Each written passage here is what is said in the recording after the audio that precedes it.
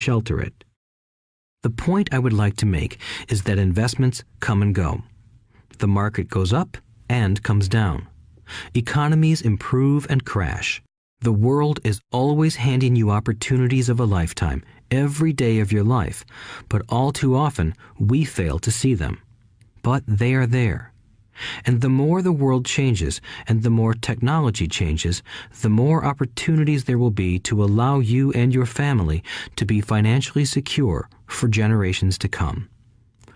So why bother developing your financial intelligence?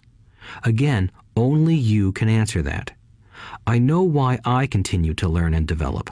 I do it because I know there are changes coming. I'd rather welcome change than cling to the past.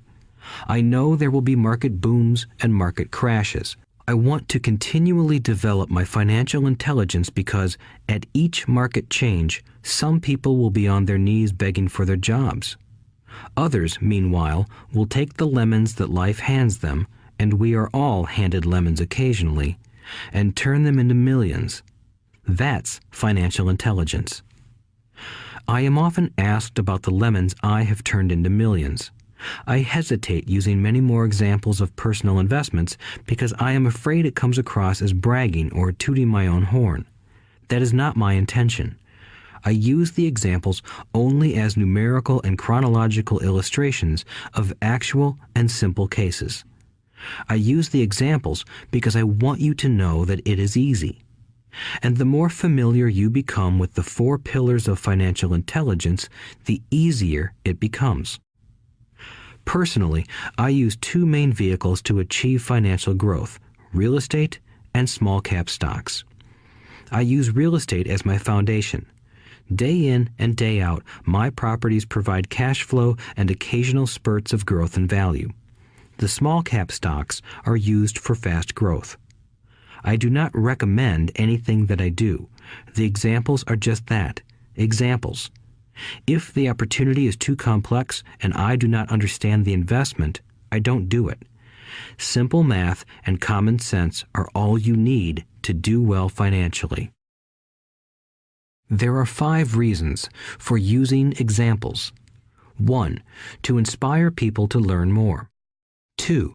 To let people know it is easy if the foundation is strong. 3. To show that anyone can achieve great wealth. 4. To show that there are millions of ways to achieve your goals. 5. To show that it's not rocket science. In 1989, I used to jog through a lovely neighborhood in Portland, Oregon. It was a suburb that had little gingerbread houses. They were small and cute. I almost expected to see Little Red Riding Hood skipping down the sidewalk on her way to Granny's. There were for sale signs everywhere. The timber market was terrible. The stock market had just crashed, and the economy was depressed. On one street, I noticed a for sale sign that was up longer than most. It looked old.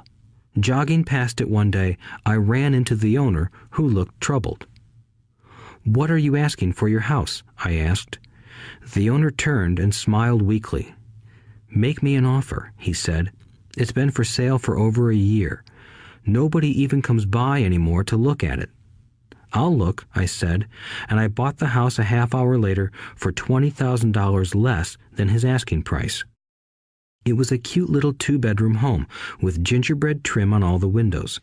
It was light blue with gray accents and had been built in 1930.